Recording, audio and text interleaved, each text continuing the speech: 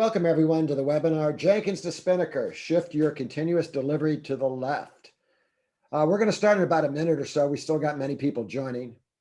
So thank you for your time today, and we'll start in about a minute or so.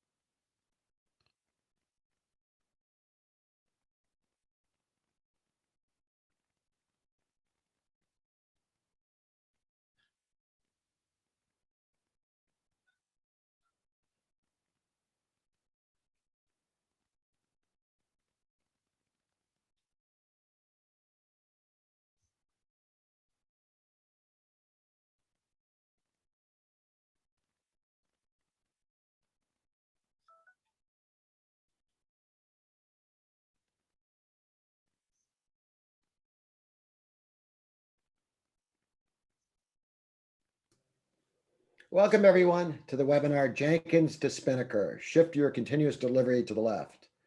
My name is Mark Levy, and I'll be hosting today's webinar. I focus on product marketing here at OpsMX. So before we begin, just a few housekeeping items. The session today is 50 minutes long. We are recording the session. We'll be sending the recording slides to anyone who requests them. And please ask any questions in the chat. We will answer as many questions as we can. So a little bit about OpsMX before we proceed. So we're really dedicated to the process of continuous delivery, making it easy and successful for you. We have a large number of customers of every size, from the most sophisticated, including Salesforce and Cisco, to organizations who are now highly successful, even though they had little or no continuous delivery experience when we started. So before we begin and introduce Bob, what I'd like to do is start a poll. Let's start this poll. We want to understand a little bit about all of you. So we'd love to understand sort of where you are in your continuous delivery journey. Are you currently a Spinnaker user, or are you evaluating it? Let's spend a little bit of time, and while we're doing that, I'm going to introduce Bob. Bob Boulay is a technology enthusiast and passionate for technology and making things work, along with a knack for helping others understand how things work. He comes with about 19 years of solution engineering experience. He is known for his dynamic and interactive Spinnaker and CI/CD presentations, and you will experience that today. So what I'd like to do is let's give it a couple more seconds with the poll. I think we're doing pretty good. We'll end the poll right now. And Bob, how are you doing today? I'm fantastic, Mark. Thank you for the very generous introduction. I do appreciate it. And guys, I want to thank everyone for joining us today. I know you have a lot of options around sort of where you're able to spend your time. And so we appreciate you spending it with us. And hopefully you'll find today's presentation informative. I always like to think that, these presentations are designed to allow you to get something out of them. And so I want to make sure that that happens. So as we talked about, and as Mark introduced us, we're going to talk today a little bit about Jenkins and Spinnaker, and really sort of looking at sort of that sort of paradigm around people that are using Jenkins, obviously as a world-class CI tool. And by the way, we're not suggesting that you use anything else for CI. Obviously, Jenkins is top of the class for a reason. But I think what we want to do is sort of talk to you a little bit today about, sort of when you start to try and extend Jenkins, which a lot of us naturally are going to try and do. We become comfortable with a tool like that, and try and extend Jenkins to do that continuous delivery piece. And quite frankly, it can do it. It can. There's plenty of you out there that are doing it today. And I think one of the things we want to do is sort of talk to you a little bit about why you might consider something like Spinnaker as a replacement for that continuous delivery piece, and the advantages that Spinnaker can bring to the table as it relates to that. So that's sort of the backdrop for the presentation. I've got a series of slides I'm going to do, and then I'm actually going to show you some of the product live in action. Some of the Spinnaker live in action, and do a short demo, and then we'll follow it up with some questions. So obviously everybody here, and if you're in DevOps, you understand what Jenkins is, right? A butler for your build activities, right? It really does a great job of continuous integration. It is the world leader in continuous integration. Its open source nature means that there's a fantastic community around it. It does a really nice job of sort of what's expected of it at its core. And I think again, I think when we look at this, we as DevOps professionals, this is maybe one of the first tools that we're introduced to, and so we start to learn it, we start to understand it, we start to love it, and we want to use it. We want to think of it as a Swiss Army knife, and for a lot of us, it is. It does a great job of sort of automation, and ultimately being able to be crafted to your specific situation. And so again, I think that we want to set the stage for sort of what our opinion of what Jenkins is. And again, it's that world-class CI tool. Now, the other piece of this is, when we look at sort of building applications, we look at that continuous integration piece. That's where Jenkins lives. The application deployment process, obviously, is something that a lot of us have looked to extend Jenkins to do. Let's talk a little bit about what that is, though, sort of the anatomy of application deployment. And, it could be as simple as copying executables and then run a restart on a server, right? We all remember those days, and we all remember doing that, right? The days before, we had real options around immutable infrastructure. Issuing the appropriate CLI commands to push things to production. Executing scripts to copy over executables, configuration files, or doing a Helm deployment. Right now, we're starting to catch up here, in terms of sort of modern technology. Updating applications while doing everything needed to ensure that it remains available. So, how do I, do the modern day sort of blue-green type of deployment? And that's another area where, again, as DevOps professionals, when we look at application deployment strategies, they've gotten more complicated as the world has expected more from us, right? The world doesn't want to hear, hey, we're going to be, doing a maintenance window from, 12:30 to 1 a.m. and the application is going to be down. People don't want that. They want to be able to seamlessly be able to swap these things out. And obviously the ability to roll back, right? I mean, we've all been there. We've all had problems where, something has slipped through the cracks. We didn't realize it until it hit production. Obviously our dashboards start to light up like Christmas trees, and we have to figure out either, is this a rollback scenario, or as so many of us understand, is it a roll forward, right? Do I get the software engineering team together, try and figure out how to fix it and push out yet another update? And so those options need to be available to us, that all of those elements in terms of that application deployment. And again, I think that when we look at sort of the tools that are available to us, what we really need in order to ensure a safe and predictable set of deployment options is an orchestrator, something that's going to help us orchestrate. Now, you're going to argue that I can do that with Jenkins, and I would agree with you. But I think we're going to spend the next few slides maybe explaining how we could do it better and easier, and with less overhead with a tool like Spinnaker. And so let's dive in. I want to lead off with talking about, people say, what is Spinnaker? Why is it so great? I mean, I've heard a lot about it. I've heard Netflix used it. I've heard other organizations are using it. So let's talk a little bit about sort of what features at its core that it has that we think are important, right? The first is delivery pipelines. Now, again, that's not a concept that's new to anybody, right? It's pipelines are, whether they be CI pipelines or CD pipelines. The idea is you want to automate your deployment workflow. You want to make sure that you've got a very clear and predictable workflow. Something that every time you wind it up, it's going to do the same thing without exception. And so you want to be able to set those up. You want to be able to, these days, multi-cloud deployments, or we might say multi-target deployments, right? So a lot of us are in the midst of that digital transformation where I've got, on one side, applications that I'm still deploying as monolithic applications to, say, an AWS platform. I've got other applications where, we've gone ahead and broken those down into microservices and a sort of a Kubernetes architecture, and I need to be able to deploy there as well. And others are using multiple clouds to sort of hedge their bets, right? I mean, let's face it. If I want to have a true DR strategy, maybe I need to make sure I've got standby infrastructure sitting in Google. Maybe my primary is in AWS. Well, regardless of your strategy, and also, by the way, with the change in pricings that comes along, the business may decide to alter these things. And so these things are hard in terms of you being able to look around the corner and figure out sort of what you're going to need. So why not, sort of look at a tool that can do it all?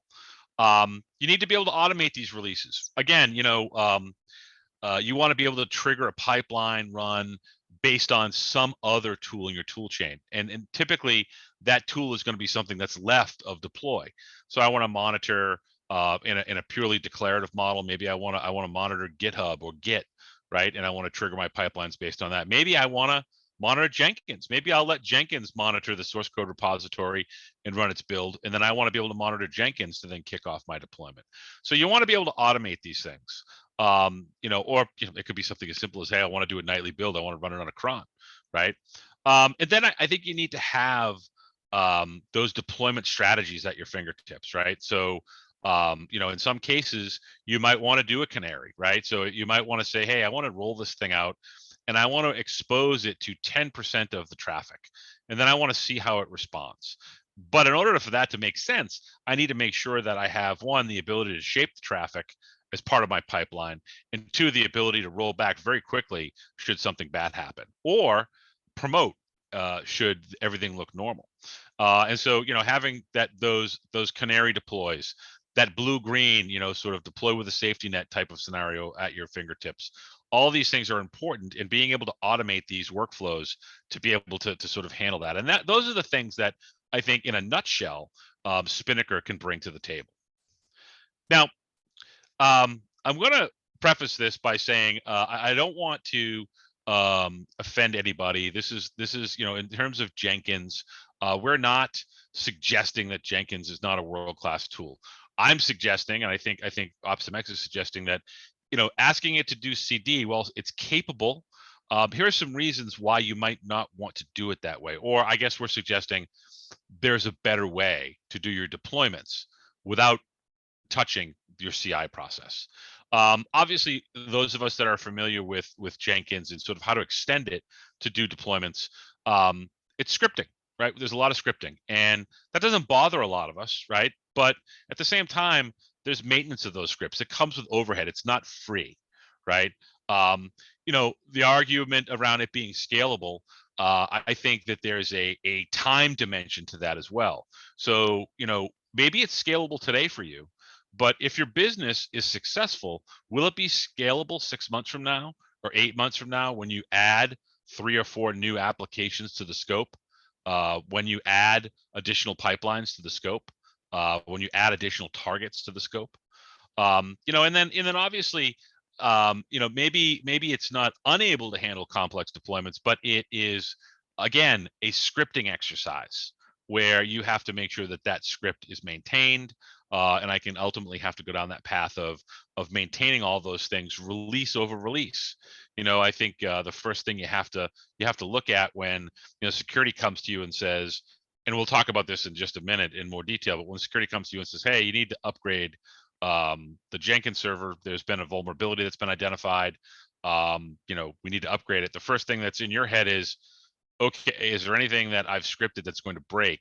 if I upgrade this thing, right? And so again, I think that's sort of what we've lived with, and so it's okay. But from a deployment perspective, I think Spinnaker is going to allow you to go ahead and actually deploy the code faster. It's going to handle scale, right? Because again, you're not worried about maintenance of scripts. You're not worried about, whether, one thing is going to be compatible once you upgrade. And then ultimately, as most of us move toward, the Kubernetes and microservices, being able to deploy microservices as a first-class citizen inside of the Spinnaker deployment tool. The next piece, this is what I was alluding to earlier, is the plugin management. And so obviously, for those of you that are like me, in your past lives, you've had, sort of a spreadsheet full of the different plugins that you're using. And again, one of the things that makes Jenkins so powerful is the incredible community that surrounds it. And so these plugins are there for the using, and they're maintained by, sort of dedicated maintainers and a community around them. However, if you're like me, you've got, your spreadsheet of all the plugins that you're using. And again, you're in a situation where you're hoping that, compatibility as you march forward with Jenkins, or are in some cases forced to march forward with Jenkins, that the rest of that community, sort of, or the community around those plugins that you rely on, also marches forward in a time frame that's not going to create a problem for you. Again, I think, this is a lot of moving parts. And I think, one of the reasons why, we've sort of taken the position we have is because it creates, when it comes to the deployment piece, it creates a very brittle situation. Whereas when we're thinking about, sort of using a best of breed tool like Spinnaker, where Jenkins can do the CI work, then pass it off to Spinnaker. Again, numerous out of the box integrations so that everything will just work. Deploy to all the clouds natively. Again, being able to deploy to AWS, being able to deploy to some of the serverless technologies, being able to deploy to Kubernetes. And again, we can provision, it can help provision your infrastructure seamlessly as well. So, there's support for Terraform there, there's support for CloudFormation. All these things exist out of the box with Spinnaker to make it nice and easy. And, obviously that package has all of those things tested and already working. So if you need to upgrade, or as you upgrade Spinnaker, you don't have to worry about one of these plugins breaking. The next piece is we talk about verification and approvals. And for those of you that are familiar with OpsMX, this is something that's near and dear to our heart, right? I think from our perspective, this idea of being able to add a command and control layer, because let's face it, no matter what tool you're using, whether it be Jenkins or it be Spinnaker or some other CD tool, the CD tools, their automated nature make them pretty much like wind-up toys, right? When you're going to tell it when to start, and it has a pipeline that's going to follow, and it's just going to go. One of the things that Spinnaker has done, and OpsMX is built on top of, is this layer of intelligence that allows us to go ahead and actually add gates to these things. Spinnaker has it through its manual decision process. So you can add a stage in there that says, let's stop the pipeline. Let's type up something for the person that needs to approve it to read, so that they know where to go. OpsMX is sort of built on top of that and taking it one step further. But the bottom line is that, getting approvals and adding approval steps, and then obviously verification, right? So as you're looking at, doing a canary deploy, or if you want to pressure test code and want something more than just a pass fail, you want to look at the logs and the metrics and sort of how the code reacts under pressure, and then ultimately have something that's going to come back to you and say, here's what the risk looks like based on either the previous run that we witnessed, or through a baseline that we've built over a series of deployments, and ultimately use that machine learning algorithm to ultimately surface just the things that look dangerous to us, right? So adding that continuous verification there as part of a Spinnaker pipeline. And Spinnaker actually does that natively as well. For those of you that are familiar with Spinnaker through Kayenta, we've just enhanced it here at OpsMX. But again, that ability to go ahead and ultimately do that kind of risk assessment and sort of deeper level of analysis on, a canary deploy, or a that's done either in a live context or production context, or in a test and dev context, to sort of gauge the quality of the release and surface any risks that might be there, both from a log and metric perspective. Again, something that, is a little tougher to do with Jenkins, right? Again, it's a scripting exercise. Somebody has to manually go and ultimately look at Elastic or look at Prometheus and ultimately look for any anomalies. So it's doable. It's just not automated. And again, I think, if for those of you that are familiar with any previous webinars I've done, velocity is one of the things that we have to make sure we're balancing. That, along with risk and quality, are the things we have to make sure that we're balancing as DevOps professionals. And the next piece is visibility. I think one of the things that sort of helps in terms of Spinnaker and really giving it that sort of post-deployment value is our ability to go ahead and actually look at the environments that it's deployed, that deployments happened. I can actually see, and I'll show you this as part of the demo, that Kubernetes cluster and sort of what I deployed. I can even, through the tool, interrogate the logs right from there or scale the deployment from there. I can ultimately go, but the important part here is I can see what's deployed, where it's deployed to, because these deployments are first-class citizens here. I don't have to go looking through or sort of going over to another tool to try and figure that out. Spinnaker is going to tell me or show me what it did. And I think when we look at Jenkins again, in the build context, what you need build execution results. That's perfect. That's exactly what it does. But in the deployment context, we need more, right? We need something a little bit more. And so this is really where Spinnaker shines in that sort of visibility and sort of post-deployment piece. And again, OpsMX, for those of you that know us, have built on top of that through our layer of intelligence to add additional visibility on top of that. And so this is why we think these pieces are critical to be able to understand very quickly what was deployed, where it was deployed, when was it deployed, and how it got there. What was the data that was considered that got it there? So the summary here, at least, that I and sort of I'm of the opinion of, and I know you guys are shocked given sort of my employment situation, but I think I think based on the data that we've presented here, I think that obviously Jenkins, it continues to be that best of breed tool for continuous integration. And I think the strategy that we recommend to all of our customers is to go with best of breed tooling in your DevOps environment. Don't make sacrifices just because you can get something in one package, right? We are saying, hey, Jenkins, that's your CI tool. Spinnaker should be that continuous delivery tool. Again, it's going to help make sure that you avoid the taxing plugin management, the script-based deployments, manual verifications, and that limited visibility. Is going to help you overcome those things and ultimately give you the best of both worlds, and ultimately give you a situation where you're again using that best of breed tool to carry on your continuous integration and ultimately go through the process of using that best of breed tool in Spinnaker to ultimately give you that ability to deploy in those complex environments. So let me take a minute to sort of walk through, and of course, this is in place of the demo. I've got a live demo that will show, but this is a nice capture of sort of what a deployment pipeline might look like, right? And as you can see there, in this case here, we've got a developer who's actually going to go ahead and check in code to GitHub. Ultimately, that is in this particular scenario is going to trigger a Jenkins job, right? So Jenkins will go ahead and handle monitoring, in this case, the source code repository for me. That goes ahead and ultimately pushes an artifact up to Docker Hub in this case.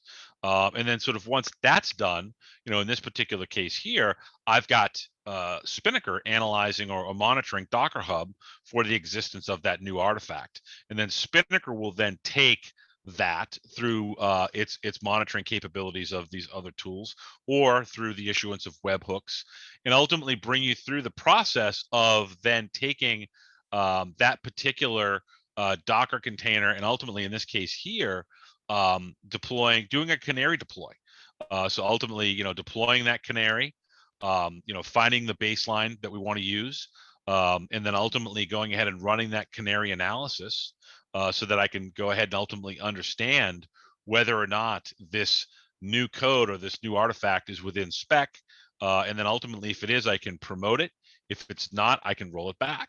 And so ultimately, this is a nice way of seeing sort of how these pieces fit together.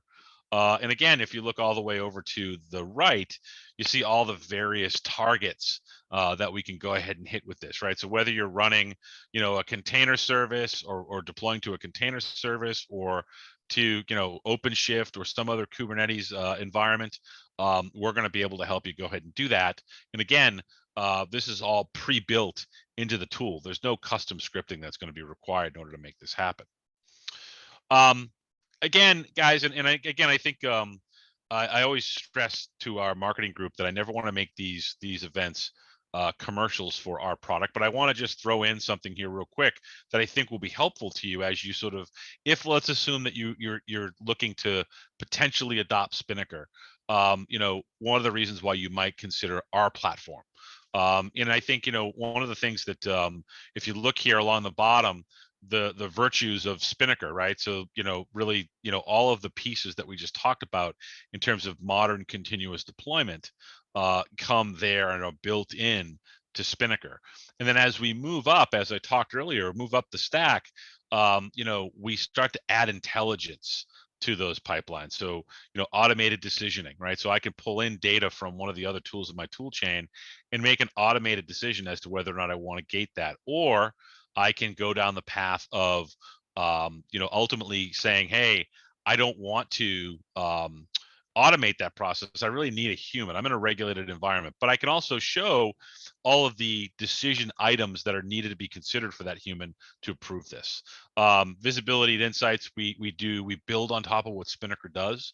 And then obviously continuous governance. So automating policy, right? So making sure that policy checks are done and that audit is available. So I can go ahead and audit everything that's happened if I need to do a post-mortem and understand that. So this is ways that we sort of take what is today what we consider a best of breed continuous deployment tool, and then we sort of add to it that layer of intelligence that's required to be able to make this easier to use and make your deployment safer as you go through that process. And again, for those of you that have heard previous webinars that I've done, this is about balancing, that velocity with risk management and overall application quality. We're helping by introducing automation in some of these things. We're helping you balance those three legs of that stool to make sure that this is easy and you can continue to sort of deploy at speed. So integrations, obviously, you can see a full list of these at our website. I think, our team put this together to sort of make a point, and I think you get the point, right? I mean, these are just a smattering of the different types of tools that we're capable of integrating with, or Spinnaker is capable of integrating with. And again, I think, this slide is there for effect. And I think, again, if you've got a tool that you're using that you don't see on this list, check our website. If you still don't see it, let us know. We'd be happy to talk to you about it. A couple of case studies, and again, these are case studies that we're talking about in terms of people that have gone down the path of using Jenkins to do CD and ultimately came back and said, listen, we need to scale these things up. We need to operate at a higher velocity. We need to make sure that not just from a resources perspective, but from a just sort of general operational perspective, we need to make sure our solution scales. And so as you can look, Cisco is one of our sort of landmark use cases, and we love talking about them. These guys are phenomenal. They're a phenomenal partner, and I think we've really been able to help them by helping them streamline a process, helping them make sure that the process was predictable, the process was secure. All of these things are important to a company like Cisco. And when you think about all of the actors that are involved in a company like that, you've got your DevOps professionals, you've got your security professionals, you've got your product owners, your SREs, giving those guys a platform to understand sort of what's happening during the delivery process, making the delivery predictable, right? Giving visibility into what's happening there was all something that they simply weren't able to get. And by the way, it's not that Jenkins didn't support what they were looking for from a CI perspective. They just didn't want to do some of the things that we talked about earlier when it came to sort of CD with them. And it's the same thing with one of the leading American secured messaging platforms, which is it's one of those companies that basically does a lot of work in the financial services industry for secured messaging. And again, I think for them, they're in a very competitive space, and they understand the importance of being able to pull application updates from the fingertips of their developers to get those things out to the edge where they can start adding value to their customers or their end users. And they were able to do something very similar to Cisco in that, being able to go ahead and ultimately automate the process of, in this case, continuous verification was a particular interest to them. And so, but that whole CI/CD process was reinvented by using something like Spinnaker. And so they were extremely happy with sort of what they saw when they made that transition. So let me go through. I'm sure you guys are all thrilled with the slides, but let me go into showing some of the actual product itself. So what I want to cover is I want to walk through a basic deployment using a Spinnaker pipeline. I've got Git, Jenkins, and Helm integrated into this pipeline. A walkthrough of some of the verification and approval steps and how those work from a data-driven perspective. Walkthrough of the continuous verification process. Again, a quick walkthrough, but sort of show you sort of the value there that you get by being able to inject continuous verification.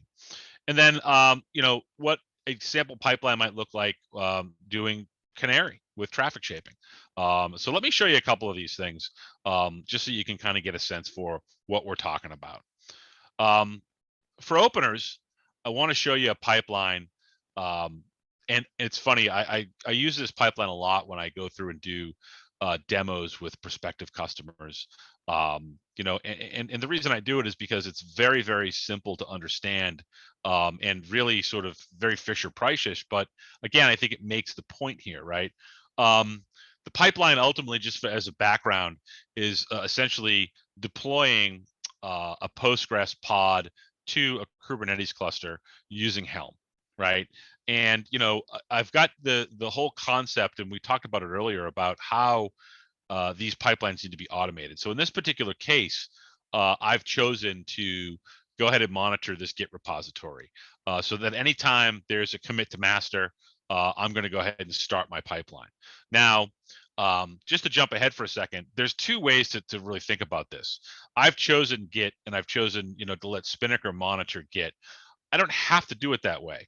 If I wanted to, I could actually have Jenkins do that, and I could just listen for the Jenkins job. Or if I don't want to listen for the Jenkins job, I can just wait for Jenkins to drop the artifact someplace and ultimately trigger my pipeline that way. It really depends on sort of how I want to go about orchestrating the workflow and what makes the most sense for me. And so, if I want to make sure that I'm working in more of a declarative model, I might, where I'm just looking for, maybe changes to a values.yaml file, maybe I'll go direct to Git. But if I want, to wait to receive a new set of artifacts, from, in terms of images that I want to deploy, maybe it makes more sense to let Jenkins monitor that and ultimately run the CI pipelines around those things, and then ultimately trigger based on those artifacts. And so there's a number of different ways I can do it. I just chose to do it this way for this particular pipeline. Now, once the pipeline's triggered, it's then going to go ahead and actually reach out to Jenkins and trigger a Jenkins job. So I'm going to go ahead and trigger the Jenkins CI pipeline here for this particular job. And so in this case here, this is my Jenkins integration that I've set up here. And then ultimately, these are my Jenkins jobs. In this case here, I'm just going ahead and actually incorporating the new Helm chart. And so I'm having Jenkins build that new Helm chart for me. And of course, those are familiar with Jenkins recognize that if the job is parameterized, I could ultimately add parameters here if I wanted to. And one of the things we do allow you to do here is define parameters as part of the pipeline. So if you want people as part of the deployment pipeline to make a choice, I could define the parameters here. Those parameters would come up and get populated and ultimately pass into Jenkins if I wanted to go that route. So now that I've gone ahead and actually let Jenkins do its thing, right, and just to give you some background on what's happening in the background there, it is basically building that Helm chart. And in this case here, I've asked it to drop that Helm chart artifact out onto a Google bucket, right? So a Google storage bucket that I've set up. Again, easy, right? Nothing hard about that.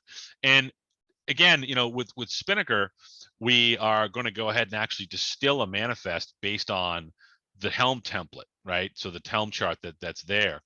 We support Helm 2, we support Helm 3, we support Customize from that perspective in terms of the templating engines. And then ultimately I can define the service name and the namespace. This is where I'm going to go grab that artifact. And then I have some choices here. Like I could either set these values as part of the parameters we talked about earlier. I could manually drop them in here in terms of overrides, or if I want to, if I have a values.yaml that's associated with this or some other artifact that's going to define those variables for me, I could simply come in here and go grab that from GitHub as an example, right? And so I could go grab those and it would apply those overrides to the manifest that we're going to distill from this Helm chart. And so I'm going to go ahead and build that and then ultimately deploy to my Kubernetes cluster.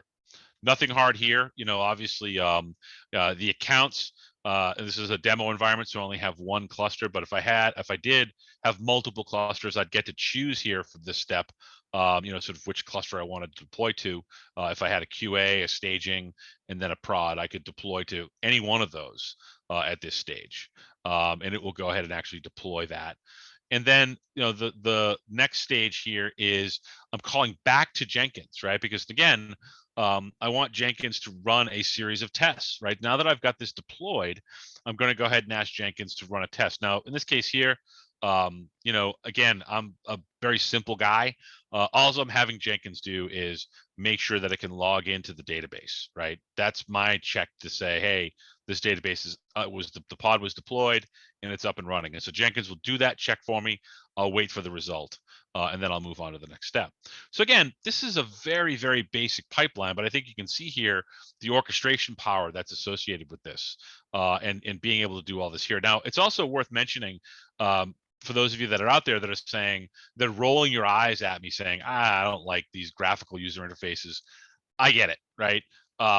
We also support pipelines as code. So from a GitOps model, I can ultimately create maybe a template pipeline, export that to JSON, and ultimately go ahead and actually check that into a Git repository. And then we have background pipelines that would run to keep any changes that were committed or merged. Those changes could then be ultimately pushed up to Spinnaker from that repository. So again, that GitOps model is fully supported here through Spinnaker and fully embraced. This also goes for any configuration changes that you might want to make. If you choose to sort of use the open source version of Spinnaker and be able to go ahead and actually configure those things rather than going into a Halyard pod and configuring the config file, you could do all that stuff right through sort of a Git repository and have that synchronized that way as well. And so that's the first pipeline that I wanted to show you. Let's move on to something a little bit more interesting. And I think when we talk about something a little bit more interesting, I like to show off, sort of something that gets into sort of some of the more complicated deployment models, right? So in this case here, I'm orchestrating, sort of a blue-green deployment, right? So, again, I start off with my configuration and sort of what do I want to do and what parameters do I want to define. Then I'll go ahead and actually do my green deployment. And again, in this case here, I'm just grabbing an artifact from GitHub, right? I'm using the GitHub API to go ahead and grab that artifact. But then I'm going ahead and actually doing some traffic splitting. So I want to go ahead and actually, now in this case here, the difference between a blue-green and say a canary is that I'm going to go ahead and redirect 100% of the traffic to the green deployment.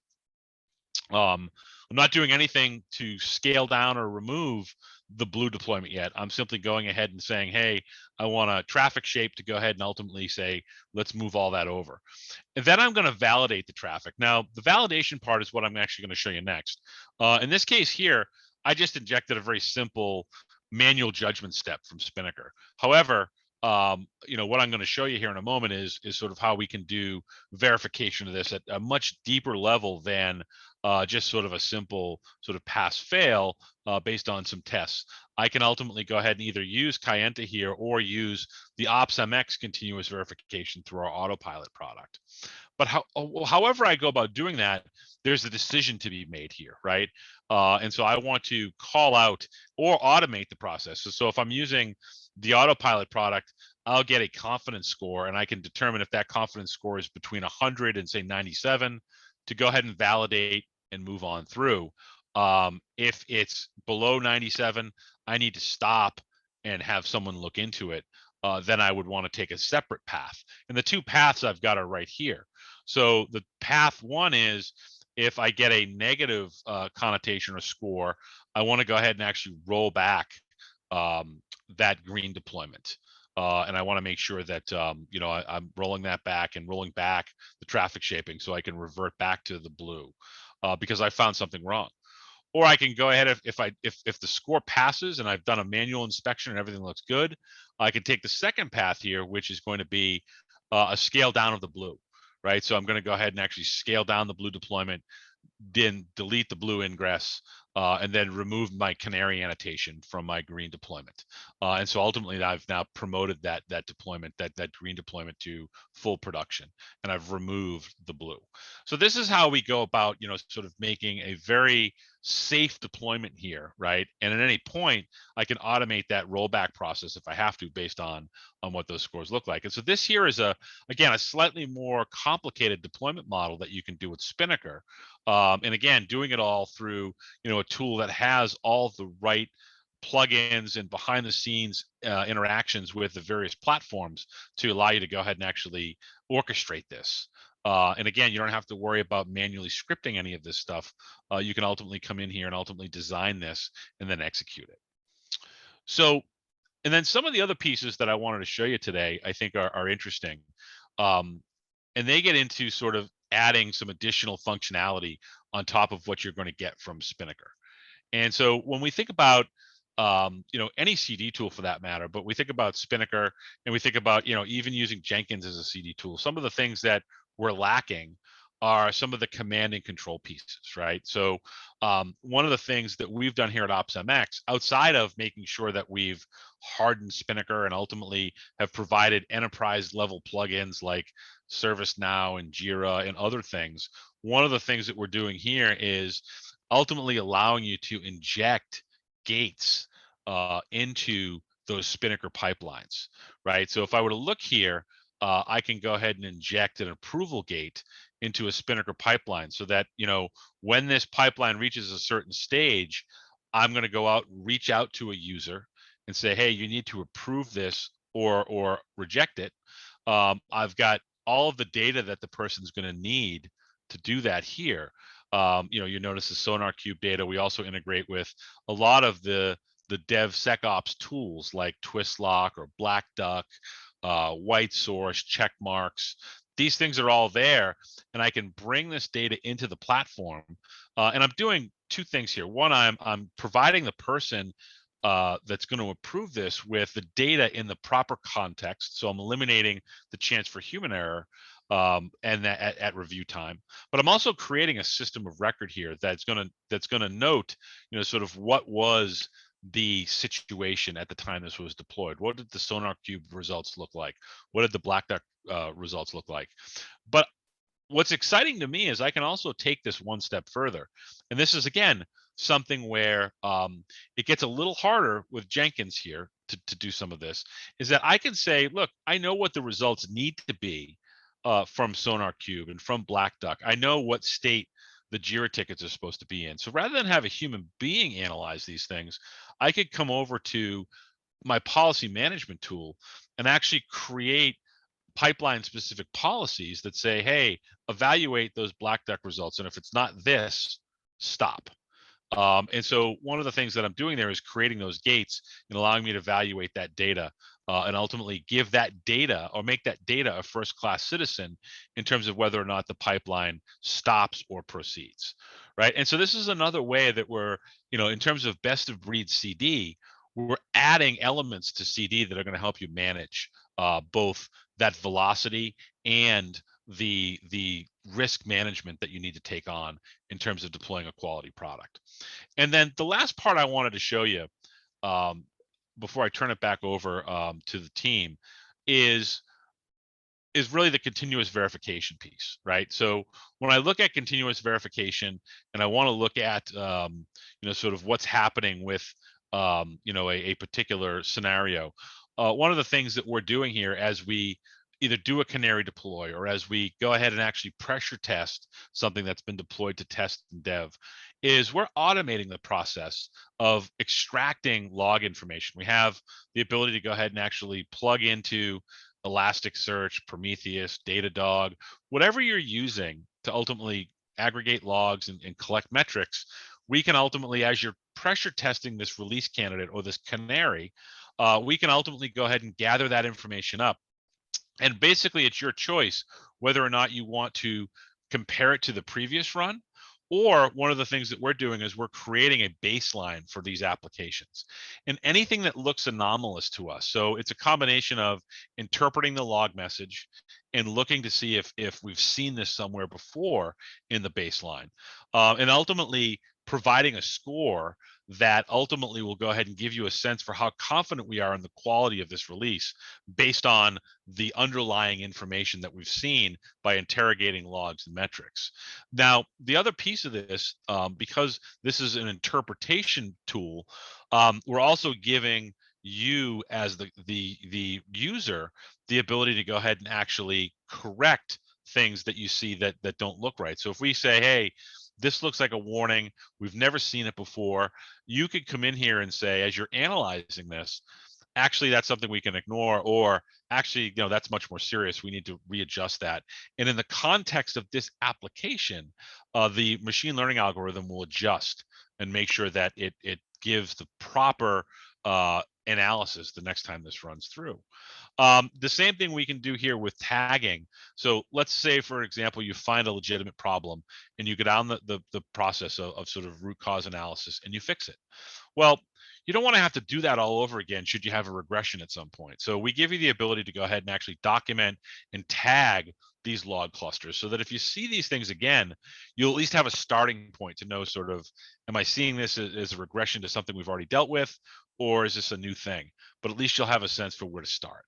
And so we do this with both logs and metrics. And ultimately, as you can see here in this example, we're actually creating a gate here, and it has to pass these gates in order to be able to go ahead and actually move through the pipeline. And if we look at the Spinnaker pipeline, we can see where the layer of intelligence is actually adding up, and I should have been able to do that, but I don't know what happened in my pipelines there. But that layer of intelligence is injecting those gates so that I can ultimately see what's happening and ultimately control those pipelines from this application stack. So this is essentially sort of, guys, what we're talking about, and this is what I wanted to show you as part of the demo. I think to recap here, guys, the point I'm trying to make is, really looking at sort of those best of breed tools. So, if you're interested in, ultimately being able to get away from some of the things that ultimately can create scale problems by trying to use Jenkins for a continuous delivery tool, why not pair up two best of breed tools to ultimately give you the ability to process your continuous delivery in a manner that is going to allow you to manage that velocity, risk, and quality. So with that said, I'm going to go ahead and turn it back over to Mark to, I know I went a little long, guys, but I want to turn it back over to Mark, for any questions that may have come in. All right. Hey, Bob, great presentation. Thank you so much. Please, you got questions, go ahead and add them. What I'd like to also do is let's do one more follow-up poll just to see where you guys are at. And also what I'd like to do, Bob, if you can go to the next slide, what we want to do is who's going to Spinnaker Summit? They got CD conference. We got Spinnaker Summit next week. There's also a Get Ops conference. Well, Spinnaker Summit, we're of course there, and come see our experts. Bob's going to be there as well. We're doing a workshop focusing on how to use Spinnaker to orchestrate the whole process from code to cloud. So obtain hands-on advice on approval gates, rollout strategies. We're going to go a lot deeper. We've got a lot of sessions at Spinnaker Summit. You can register right there at that link.